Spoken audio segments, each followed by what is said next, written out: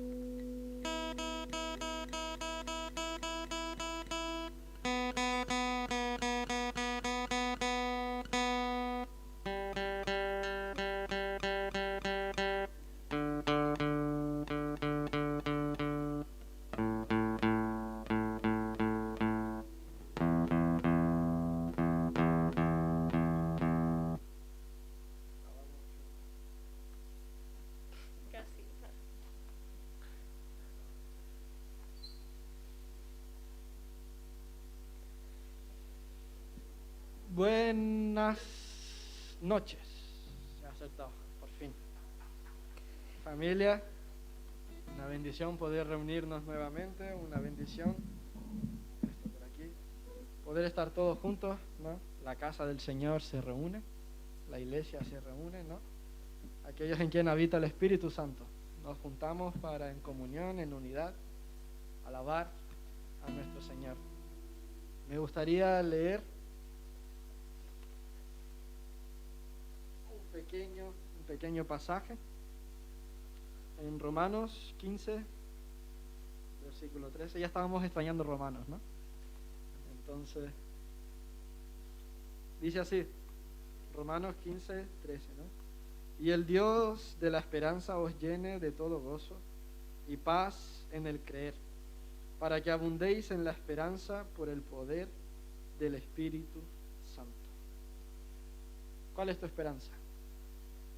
¿Cuál es la esperanza que nos hace gritar a una misma voz, unísonos, en el mismo tono, a la iglesia del Señor? Es Jesucristo. Jesucristo quien nos une, quien nos hace ser lo que somos y nos permite alabar con alegría en medio de las circunstancias. En medio de las circunstancias, en medio de la tempestad, tenemos paz, ¿no? Una alegría, un gozo constante, que nada ni nadie lo puede quitar. Jesucristo, nuestra esperanza, este precioso Jesús. Les invitamos que se puedan poner en pie y vamos a cantar esta canción, ¿no?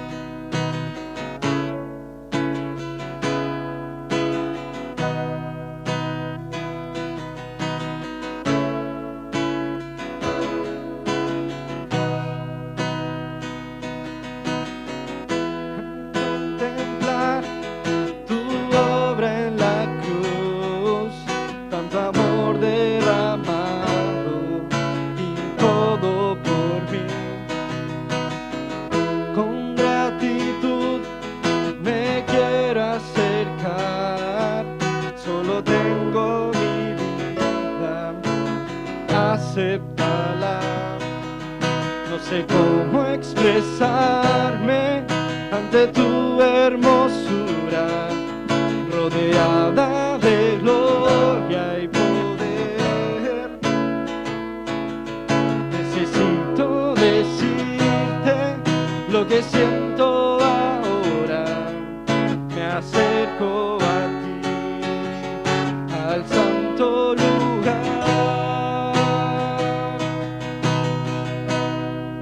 Precioso Jesús, mi Redentor, amado Señor, eres todo para mí. Te adoraré cada día de mi vida. No puedo vivir si no estás junto a mí. Precioso Jesús, mi Redentor, amado Señor, eres todo para mí. Te adoraré cada día de mi vida. No puedo vivir si no estás junto a mí. Precioso Jesús,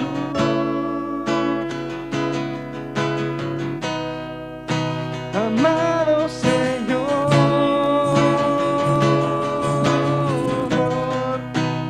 te adoraré cada día de mi vida. No puedo vivir si no estás junto a mí.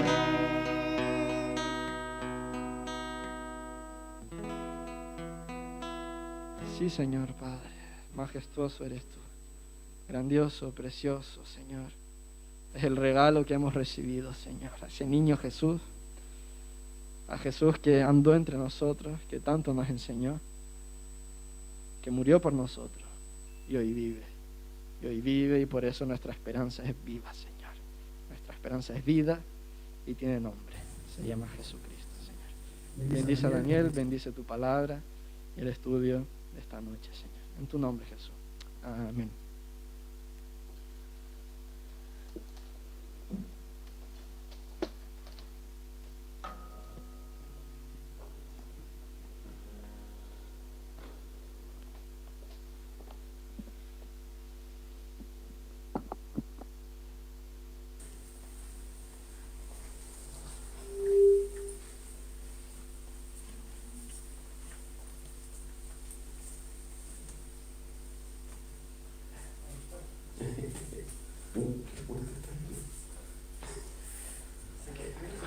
Y respiro, hay que bajar un poco. Está muy fuerte, ¿no, hermano? Bueno, buenas noches, ¿cómo están? ¿Bien? Me alegro verles mucho, a todos. Bueno, hermanos, vamos a poner un punto y seguido en este pasaje. Y digo seguido porque si decimos punto y aparte es como si nos olvidáramos de él, y al contrario.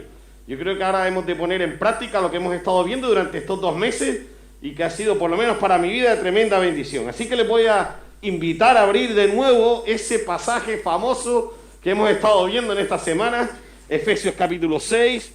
Vamos a leer los versículos del 10 al 20 y vamos a poner esa especie de colofón, pero hermanos, queremos que después en los sucesivos jueves oigamos testimonios de las victorias que se pueden obtener con el Señor, a través del Señor, dándonos esta preciosa aplicación de su palabra. Así que vamos a leer capítulo 6 de Efesios, capítulo 6, versículos del 10 al 20. Y dice, lo vamos a leer todo junto, que no lo vamos a ver todo de nuevo, pero sí para refrescarnos nuevamente. Por lo demás, fortaleceos en el Señor y en el poder de su fuerza, vestidos de toda la armadura de Dios para que podáis hacer frente a las intrigas del diablo. Porque nuestra lucha no es contra sangre ni carne, sino contra principados, contra autoridades, contra los gobernadores de estas tinieblas, contra espíritus de maldad en los lugares celestiales.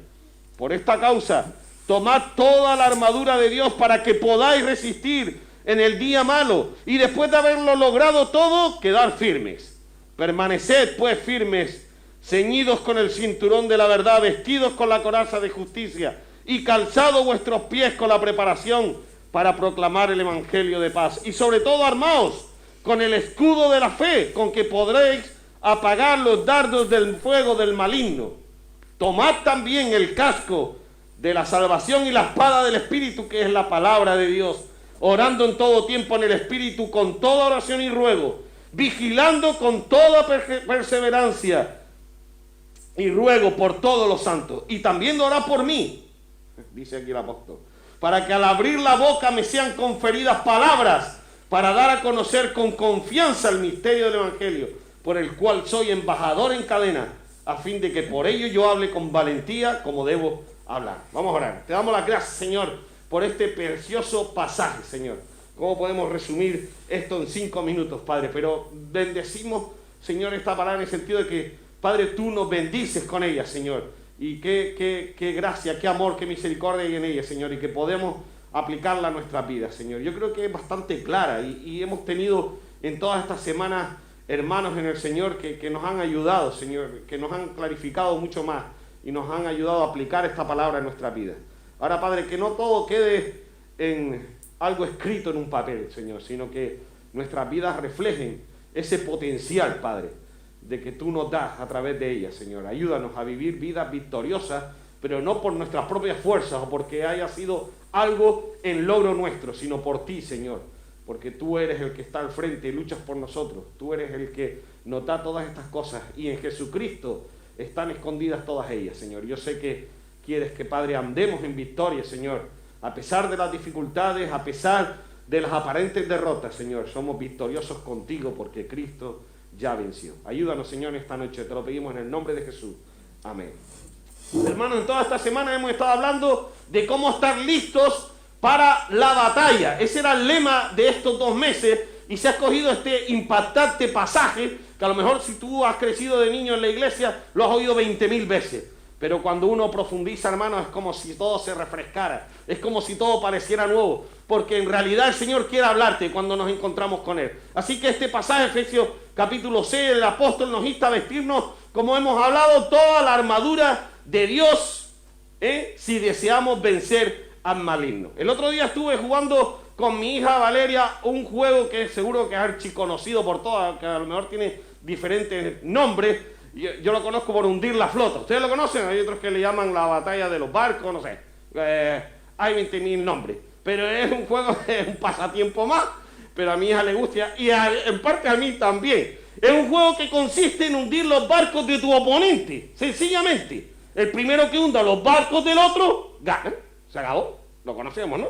Así que para ello debes colocar tu propia flota de manera estratégica, que el otro no la averigüe. Y entonces empiezas a encontrar los barcos del otro, a disparar a la parte contraria, hasta que los hunde. Disparas un tiro, así, ¿no? Entrecomillado. Y si das en el agua, dice agua, el otro. Si en algún caso en ese tiro tocas el barco del contrincante, el otro tiene que decir tocado. Y si sigues tocando las partes del barco hasta que termina tal, dice tocado y hundido. Así no. Bueno, así juego yo, no sé si en otros sitios es de otra manera. Así que, hermano, en este juego a mí me hizo pensar el otro día, viendo este pasaje, evidentemente. Y ¿no te has dado cuenta que este juego se juega continuamente atacando? Hasta a veces a uno se le sube un poco a genio, ¿no? Pero no hay tregua, hermano, no hay descanso, no hay momentos de paz. ¿No te has dado cuenta? Solo dispara, toca y hunde. ¿Sí o no? ¿Es así? Y a veces uno, cuando yo me paro a pensar en cuanto a eso, ¿cómo es entonces la vida del cristiano en su guerra espiritual? Porque déjame decirte una cosa, toda guerra es ofensiva. Nadie va amedrentado a enfrentarse con otro. El que ataca lo hace siempre con toda su fuerza y con todo su poder, porque la intención que es ganar y destruir al otro, evidentemente. En el plano espiritual, ¿ustedes creen que es algo diferente? Pues no. Satanás y todas sus huestes de maldad atacan ferozmente al creyente y en este caso el creyente tiene que tener las armas con las cuales defenderse para poder perseverar hasta el fin. Estuve leyendo un libro que es por todos muy conocido, seguro que algunos, yo lo tengo en casa, es súper grueso, pero es súper bueno, súper profundo. Precisamente en cuanto a este tema y en cuanto a este pasaje. Se titula El cristiano con toda la armadura de Dios, de William Gurnall. No sé si alguno lo ha conocido. Un gran libro. Y en él, entre muchas cosas, porque es tremendo el libro, se refleja que el enemigo es metódico, estratégico, fuerte y espiritual. Y él quiere arruinar tu vida, quiere destruirte. Y aunque es un enemigo derrotado, porque ya ha sido derrotado por Jesús, ante la innegable cruz, hemos de estar firmes porque sus ataques vendrán. Y lo sabemos, hermano. Y aunque el maligno tiene un poder limitado, sigue haciéndonos daño, intentando que perdamos las batallas que enfrentamos día a día con nuestra vida. Y mira, el otro día estuve leyendo algo que me sorprendió. Que al parecer las serpientes, aunque tú las cortes por la mitad o le cortes la cabeza o la palees hasta el final, saben que tienen, no sé, un reflejo en la cabeza, no sé qué sangre tiene en ellas, que aunque aparentemente parece que están muertas, resulta que siguen mordiendo. Y si no tienes cuidado, al parecer hay bastantes personas que han sentido la mordedura de esta serpiente pensando que ya estaba muerta, porque su cabeza ya estaba separada del tronco. Ahora, déjame decirte que Satanás es igual, porque aunque su cabeza ha sido cortada, él sigue mordiendo y causando daño a quien no se protege. ¿Cierto o no? Pues eso, hermano, necesitamos una vida fortalecida. Necesitamos fortalecernos en el Señor para obtener la victoria en la lucha espiritual. Ahora, entonces uno se pregunta, entonces, ¿cómo debemos protegernos de un enemigo que no vemos y que además aparentemente parece más poderoso que nosotros? Bueno, lo primero que debemos saber, hermanos, es que Dios ha asumido nuestra defensa. Dice en 2 Tesalonicenses 3:3, pero fiel es el Señor quien os fortalecerá y protegerá del maligno. Es cierto, hermanos, que aunque este pasaje que hemos estado estudiando todas estas semanas nos han hablado del maligno y de sus huestes, y tal vez algún hermano lo ha explicado un poco más, el énfasis de este pasaje no está en su fortaleza, sino en la fidelidad del Señor y en el poder de su fuerza. Porque Dios ha prometido no solo fortalecernos, sino también protegernos del enemigo. Y tuve la oportunidad de estar leyendo al principio de la Biblia de manera estudiada, y que es una tremenda bendición. Y llegamos a un pasaje de Josué que me llamó la atención, uno de los versículos, en las últimas palabras de Josué al pueblo, cuando habían ya conquistado gran parte de la tierra prometida, y estaba a punto de morir, y había todavía pueblos paganos que había por conquistar. Él dice estas palabras, hermano: un hombre de vosotros perseguirá a 1000, porque Jehová vuestro Dios es quien pelea por vosotros. Fuertísimas palabras. Uno de vosotros perseguirá a 1000, porque Jehová vuestro Dios es quien peleará por vosotros. Dios es realmente, hermanos, quien pelea por nosotros. Es decir, que la victoria no depende de nosotros, sino que Dios ha prometido luchar por nosotros. Ahora, en estas semanas hemos estado siguiendo en profundidad el estudio de esta hermosa metáfora acerca de la armadura de Dios, entendiendo las armas que el Señor nos da para defendernos de las fuerzas del mal. Ahora, viendo y escuchando a mis hermanos perfectamente y muy bien explicados, ellos han analizado todos estos puntos y todas estas partes de manera un poco más extensa que lo que vamos a hacer esta noche, evidentemente, porque hasta ellos han hecho un resumen cada jueves de este precioso pasaje. Así que no lo vamos a analizar en profundidad de nuevo. Pero sí he notado dos cosas en esta semana. Por lo menos mis hermanos me han hecho, por así decirle, remontarme de nuevo al primer siglo de aquella época con Pablo, cuando existía la imagen del soldado romano, para comprender mejor su vestidura y cada parte con su significado. Eso sí es cierto. Y alguno más que otro incluso visual, porque se te queda más en la mente. Pero sobre todo, hermanos, también pude ver que hubo una identificación clara de cada parte de la armadura. Y no se obvió ninguna, porque todas son importantes. No podemos calzarnos con los pies del Evangelio, ni tampoco solamente con el escudo, sin ir sin la espada, sin ser protegidos con el casco en la cabeza. Así que cada parte, cada una de esas 6 partes y componentes de la armadura de Dios están puestas ahí para que seamos vestidos nosotros. El cinturón de la verdad, la coraza de la justicia, el calzado de los pies, con la preparación para la proclamación del evangelio de la paz, el escudo de la fe, el yelmo o el casco de la salvación y por último la espada del Espíritu, que es la palabra de Dios. Ahora, hermanos, no nos engañemos que el enemigo es astuto y sabe continuamente cómo desviar nuestra atención de lo que es verdaderamente importante. A veces damos la sensación de que pudiera parecer que conocemos más nuestro enemigo que nuestro redentor.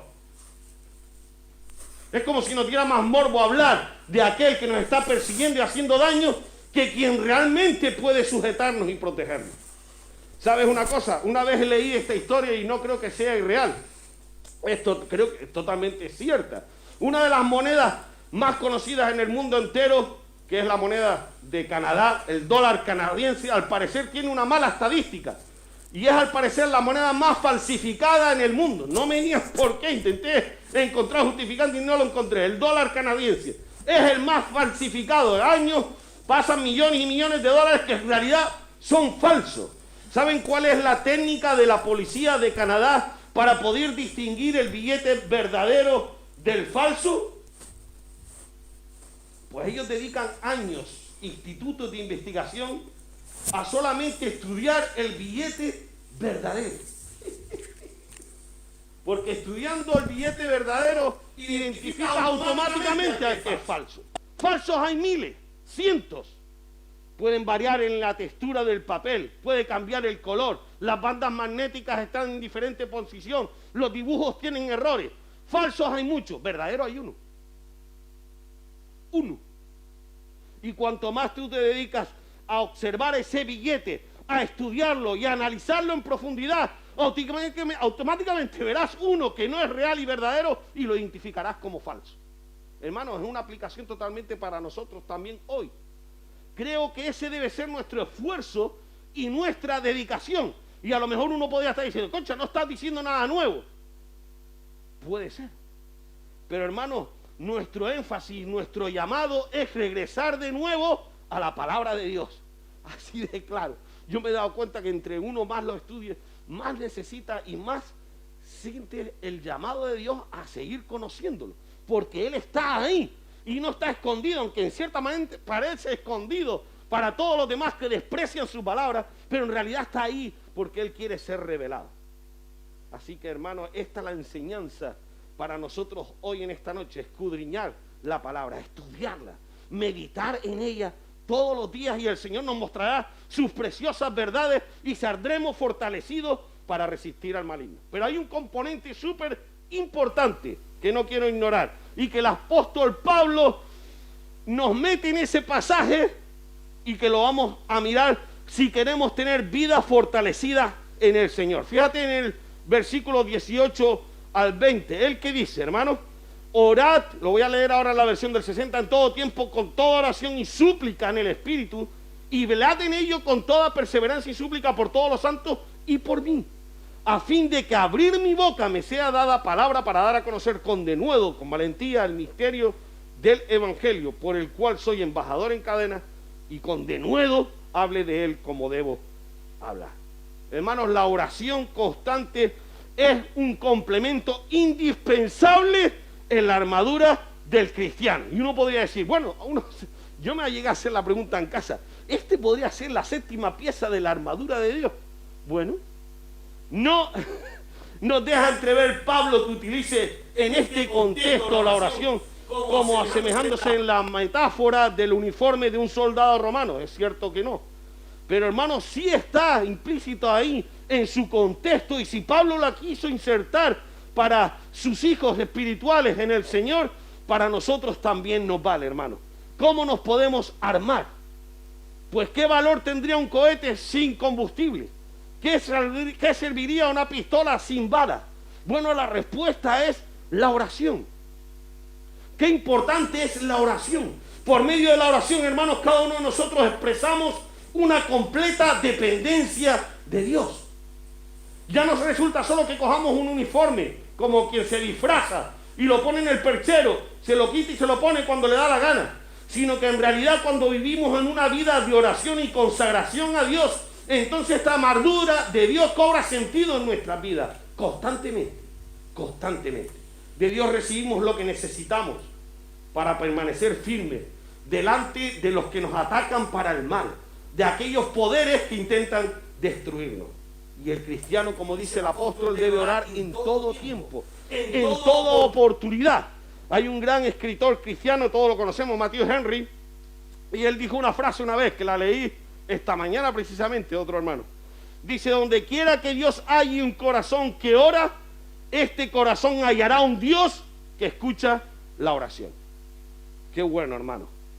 Si nuestro corazón se volcara a orar y buscar el rostro de Dios, entonces hallaremos el corazón de Dios que se vuelca en escuchar nuestra oración. Precioso. ¿Cierto, hermano? ¿Cuánto necesitamos la oración? ¿Cuán importante es la oración del creyente? Y tenemos esa frase como de muletilla que la tenemos ahí puesta entrecomillada, de decir, ¿por qué los jueves son el culto más débil de la iglesia? El que menos gente asiste.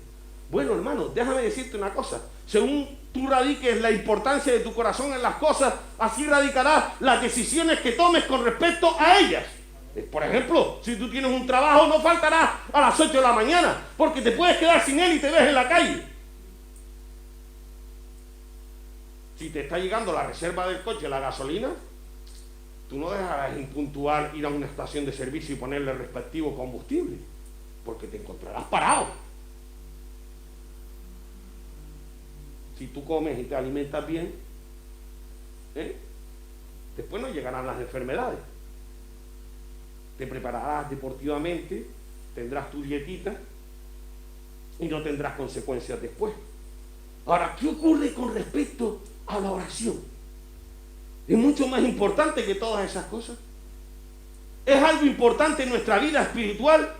Déjame decirte que una vez había una persona que debido a su religión necesitaba orar 5 veces al día y en una dirección determinada. Así que mandó a hacer un reloj especial para él, que el reloj marcaba en su momento con un gran sonido y estruendo los 5 momentos del día en que él tenía que pararse y orar. Y a la vez tenía una agujita magnética al reloj que le indicaba en ese momento la dirección a donde él tenía que dirigirse para dar sus oraciones.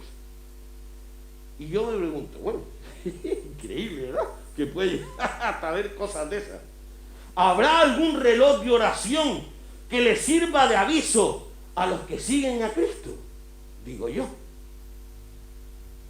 Porque mira, hermano, y aunque que lo hace con todo el amor del mundo y lo hace para actividades colectivas de la iglesia, tenemos a nuestro hermano Pebí que nos avisa los martes en la oración, nos avisa los jueves e incluso se atreve a avisarnos los domingos para que no dejemos de venir a la casa del Señor, que es la casa de oración. Pero yo voy más allá, hermano, más que eso. En todo momento de tu vida. ¿Qué pasa entonces con nuestra vida? ¿Qué recuerda al cristiano que es el tiempo de orar? ¿Qué te va a pasar a ti en tu vida? ¿Qué vas a decir? Me paro en este momento, dejo lo que voy a estar haciendo y se lo dedico al Señor a buscar su rostro, su voluntad. Y si alguien no lo recordara, ¿qué probabilidades habría de que ese cristiano en ese momento dejara de hacer cualquier cosa para ponerse de rodillas y hablar con Dios? A veces, hermanos, es triste admitirlo, pero una gran mayoría de cristianos, sobre todo los que muchas veces ponemos el énfasis en el nombre y no en el carácter, no se acuerdan nunca de orar. Y eso no puede pasar. Es más, a veces con tanto es el tiempo de su desuso que se olvidan de hacerlo, de cómo se hace, de qué es lo que tienen que decir, cómo se tienen que dirigir, aunque la misma palabra es muy clarificadora diciendo que es el Espíritu Santo quien nos dirige incluso para orar. ¡Ja! ¿Quién es aquí el perfecto para dirigirse a Dios? El Santo. No, hermanos, hasta el Espíritu nos dirige en eso, intercede por nosotros. si les preocupa algún problema o sufren algún contratiempo, ya buscaremos un guía espiritual, buscaremos un pastor que interceda por nosotros delante de Dios. ¿Por qué? ¿No sabremos orar? Hemos perdido la comunión con Dios. Y lo que es triste es que parece que guardamos las distancias como con las mascarillas. Pero es imposible que haya un obstáculo entre tú y el Señor cuando lo que se interpone es tu propia voluntad de buscar a Dios. Ahora el apóstol Pablo nos recuerda con toda oración y súplica en el Espíritu. Y esto es lo que distingue nuestra oración de cualquier otra en el mundo, de cualquier otra devoción en el mundo, que se hace en el Espíritu. ¿Sabes? Cuando el Espíritu está en nosotros, en la oración, nuestras vidas, el Espíritu nos inspira a orar, nos capacita para hacerlo y también va a determinar el carácter de nuestras oraciones. Así que es necesario evitar orar en el Espíritu. Y me gustan otras traducciones, otras palabras que emplean otras versiones que dicen en el poder del Espíritu o como el Espíritu guía, porque el Espíritu nos guía. Debemos orar en todas sus formas, en súplica, en petición, en alabanza, en acción de gracia, en intercesión, en adoración. En todas las formas, está diciendo Pablo, hay que orar. Así que un guerrero, un soldado de Cristo, estando en medio de la batalla, tomará el cinto de la verdad para poder caminar en integridad de oración, de corazón. Cogerá la coraza de justicia, defenderá su posición. ¿Cómo? En santidad, incluyendo su mente, su cuerpo y su voluntad. Pero también se pondrá el calzado puesto, porque descalzo, hermanos, nadie va a la batalla. Y en sus pies irá el evangelio de la paz, la proclamación del evangelio de la paz, porque es poder para salvación. Después agarrará el escudo de la fe, el escudo que le protegerá de los dardos del maligno. Y déjame decirte una cosa, si algo necesita el soldado de Cristo es confianza en atreverse a defender su posición. Y fíjate si eso es importante hoy en día, hermanos, que la misma Biblia dice que todo lo que no es de fe es pecado y que sin fe es imposible agradar a Dios. Así que tenemos que tomar ese escudo y pondremos sobre la cabeza todos nosotros, los soldados de Cristo, el casco, el yelmo de la salvación. Y cuidado con este lugar del cuerpo espiritual. Cuidado. Y no estamos haciendo una campaña aquí de la Dirección General de Tráfico. Ponte el casco. Pero hermano, déjame decirte una cosa. En nuestra mente es donde se libran la mayoría de las batallas espirituales. Empezando en nuestra mente. Protegeremos nuestra mente y nuestros pensamientos. Y por último, ¿qué haremos, hermanos? Tomaremos la espada del Espíritu, que es la palabra de Dios, para que no solo defendernos, sino también atacar al maligno. ¿Con qué? Con la palabra de Dios. Así que afirmaremos nuestros pasos en la palabra, viviremos nuestras vidas en la palabra y descansaremos nuestras decisiones en la palabra. Una vez alguien escribió, y me encantó esta frase, y la tengo anotada por ahí, dice: el conocimiento es el ojo que debe dirigir el pie de la obediencia. ¡Ja! ¡Qué bueno! Me encantó. Porque ¿de qué vale que tomes mucho conocimiento si el ojo no le manda la orden al pie de que debe caminar? Hermano, espiritualmente es también igual. ¿De qué sirve que leamos la Biblia de Génesis hasta Apocalipsis si no mandamos a nuestro corazón y a nuestra mente humillarse delante de Dios y responder a su voluntad en obediencia? Y luego en el campo de batalla ofrecerás tus oraciones. ¿Sabes a quién? Todo armado, todo equipado. A tu comandante en jefe. No sé cuál es el grado militar máximo hoy en día, pero es el Señor, Dios mismo. Y acuérdense del pasaje que dijimos anteriormente: un hombre de vosotros perseguirá a 1000, en Josué. Pero sabes que hay otro que habla en Deuteronomio 32:30, que dice: y dos harán huir a 10,000. Hermanos, eso nos da la importancia de que es orar juntos, de que la batalla no es individual, de que no cada uno libra sus propias batallas. Yo no cavo mi trinchera alrededor de mí para luchar yo solo contra alguien, sino que estamos unidos de la mano. Hay una correlación, hay una cooperación necesaria porque luchamos juntos. No luchamos separados, no luchamos cada uno por su bando, luchamos con el Señor unidos unos de la mano. Así que, hermanos, finalizando, necesitamos fortalecernos en el Señor para obtener la victoria en la lucha espiritual. ¿Con qué? Hemos visto todas estas semanas, con la armadura de Dios, hermanos, y con una vida de oración. Vamos a orar entonces ahora. Y paso a Samuel. Gracias.